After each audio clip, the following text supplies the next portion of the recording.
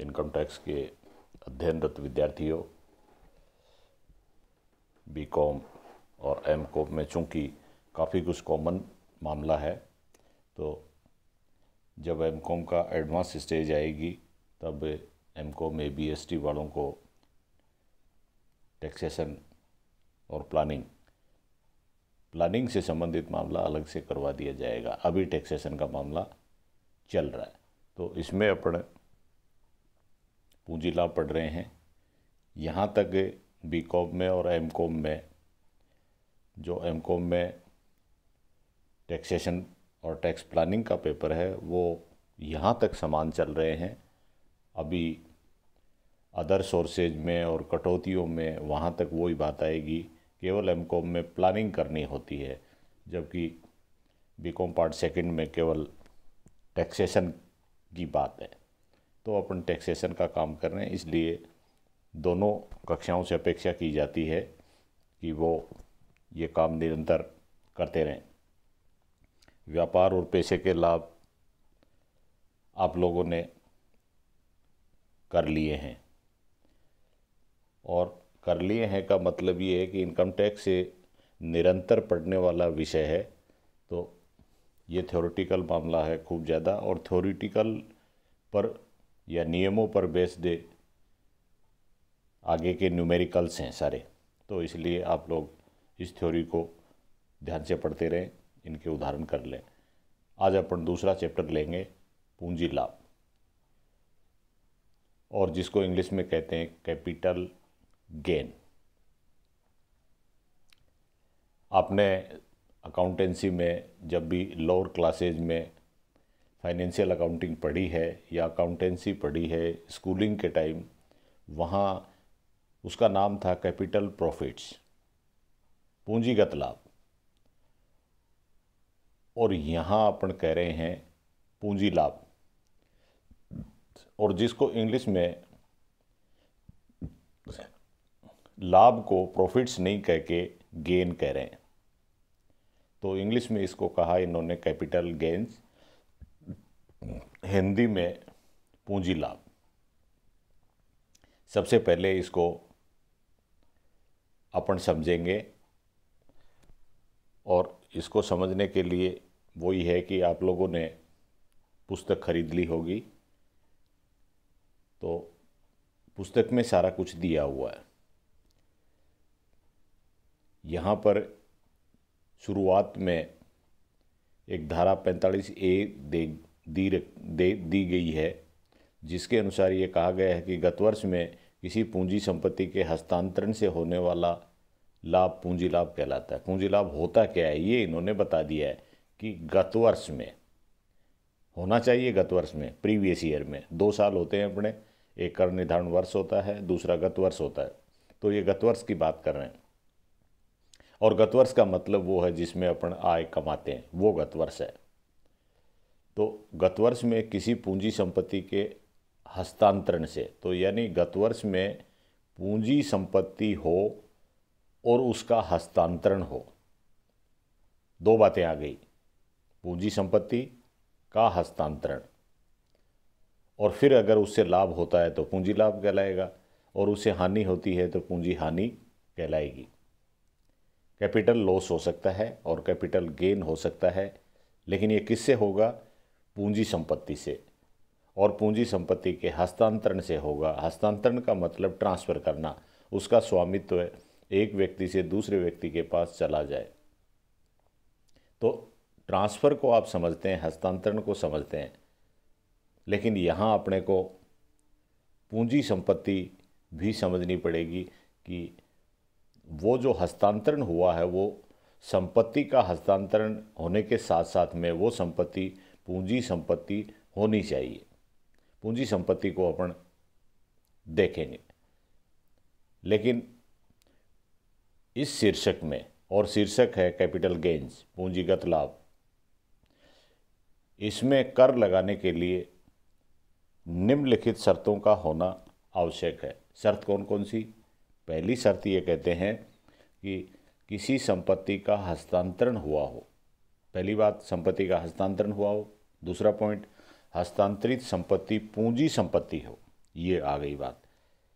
जो हस्तांतरित संपत्ति हुई है वो पूंजी संपत्ति होनी चाहिए। तीसरा, हस्तांतरण गत वर्ष में हुआ हो। ये और है कि उसका ट्रांसफ़र या हस्तांतरण, स्वामित्व में बदलाव गत वर्ष में हुआ हो, गत वर्ष में हुआ हो। और फिर चौथा पॉइंट इसमें, ऐसे हस्तांतरण से लाभ उत्पन्न हुआ हो। ऐसे हस्तांतरण से लाभ होना चाहिए, तब वो पूंजी लाभ होगा। और हस्तांतरण से हानि होती है तो पूंजी हानि हो जाएगी। और पांचवा पॉइंट इसमें है कि ये लाभ जो हुए हैं, पूंजी लाभ, पूंजी संपत्ति के हस्तांतरण से गत वर्ष में हुए हैं, वो किसी प्रावधान के तहत, किसी प्रोविजन के अंडर में करमुक्त नहीं होने चाहिए। यानी सरकार ने उनको करमुक्त घोषित नहीं कर रखा है। लाभ तो हो गए, लेकिन सरकार ने उनको मान लो करमुक्त घोषित कर रखा है, तो फिर कर योग्य नहीं है, वो करमुक्त हो जाएंगे। तो ये मुख्य बातें हैं इस शीर्षक में। कर लगाने के लिए मुख्य बातें हैं, मुख्य शर्तें हैं। इनके आधार पर, इनका फुलफिलमेंट होने पर, इनकी पूर्ति होने पर इस शीर्षक के अंतर्गत कर लगाया जाएगा। अब उसके बाद में फिर अपन समझते हैं कि पूंजी संपत्ति क्या है, क्योंकि पूंजी संपत्ति का हस्तांतरण होना चाहिए। अभी तक आप लोगों ने केवल संपत्तियां ही पढ़ी हैं, चाहे वो चल संपत्ति हो या अचल संपत्ति हो, करेंट असेट्स हो और फिक्स्ड असेट्स हो, लेकिन आप लोगों ने पूंजी संपत्ति या कैपिटल असेट नहीं पढ़ी है। तो इसलिए यहाँ पर पूंजी संपत्ति का क्या मतलब है ये समझना पड़ेगा। क्यों समझना पड़ेगा? क्योंकि हस्तांतरण होना चाहिए पूंजी संपत्ति का, कैपिटल असेट का। तो ये समझने के लिए इसको 2 पॉइंट में लेते हैं। पहला पॉइंट है, करदाता के पास रखी गई किसी भी प्रकार की, वो चल संपत्ति हो या अचल संपत्ति हो, करदाता के व्यापार अथवा पेशे में काम में आ रही है अथवा निजी प्रयोग में। यानी पूंजी संपत्ति से आशय के लिए पहली बात ये कहते हैं कि पूंजी संपत्ति का मतलब कोई सी भी संपत्ति हो सकती है। वो चल संपत्ति हो सकती है, अचल संपत्ति हो सकती है। दूसरा, वो व्यापार और पेशे में काम में आ सकती है या उसके पर्सनल या निजी काम में आ सकती है, तो भी पूंजी संपत्ति है, वो पूंजी संपत्ति है। फिर उसके बाद में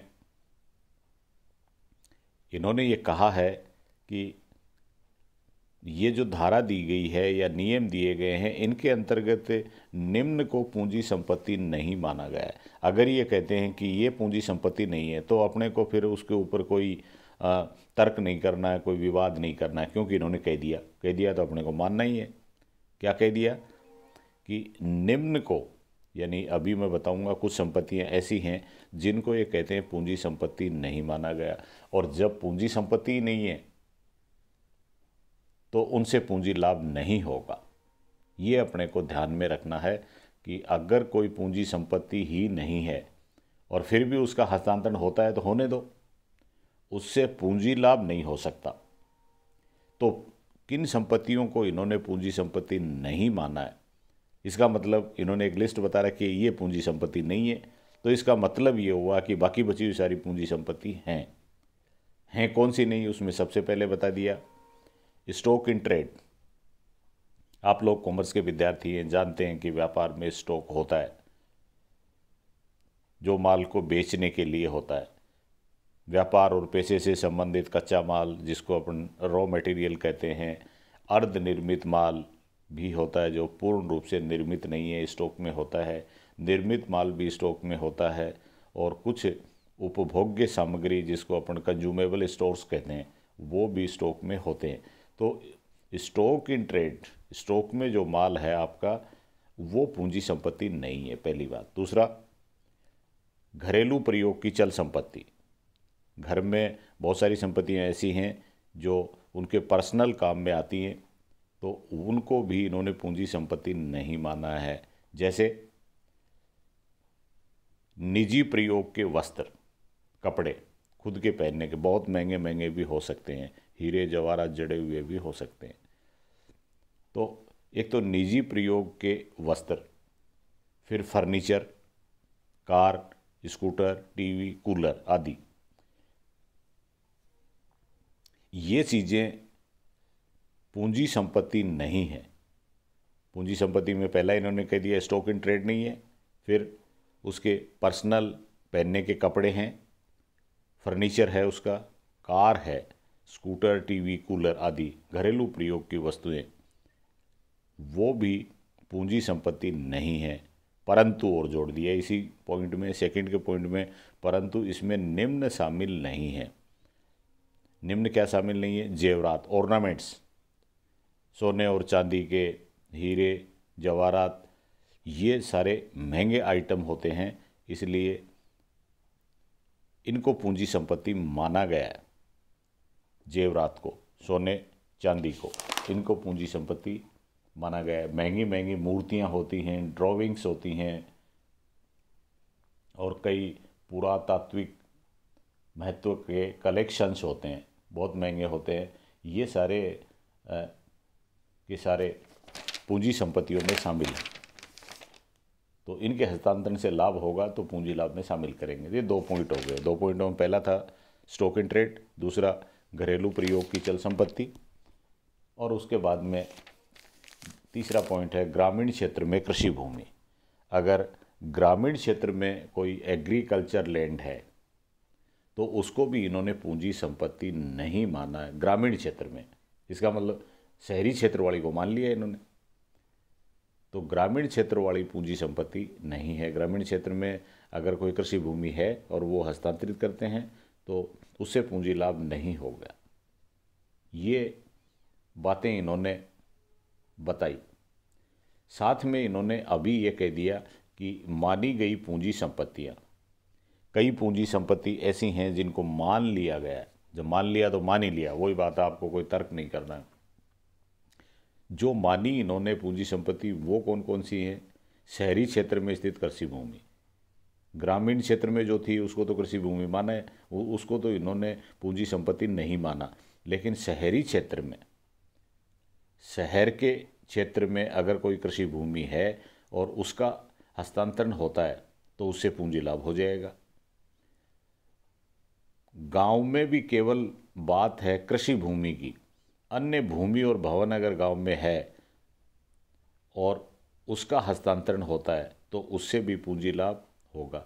यानी वो भी पूंजी संपत्तियां मान ली। पूंजी संपत्ति कौन सी मानी? सबसे पहले शहर में स्थित कृषि भूमि, और फिर अन्य भूमि और भवन, चाहे वो गांव में हो अथवा शहर में, अन्य भूमि किसी तरह की, और भवन, गांव में भी भवन कोई बेचेगा तो पूंजीगत लाभ होगा उससे। और फिर तीसरे पॉइंट में व्यापार के प्रयोग की स्थायी संपत्तियां, व्यापार में प्रयोग में आने वाली स्थायी संपत्तियां हैं, चाहे उनके ऊपर डेप्रिसिएशन लगता हो या न लगता हो, वो भी पूंजी संपत्ति मानी गई हैं। और इसी तरह से अंश और प्रतिभूतियां, शेयर्स एंड सिक्योरिटीज़, जिसमें डिवेंचर्स वगैरह आते हैं, वो भी पूंजी संपत्ति मानी गई हैं, शेयर्स एंड डिवेंचर। और फिर उसके बाद में सोना चांदी, प्लेटिनम, कीमती पत्थर, जेवर आदि, ये सारे के सारे पूंजी संपत्ति मान लिए गए हैं। और फिर कुछ अदृश्य संपत्तियां हैं जिनको पूंजी संपत्ति माना गया है।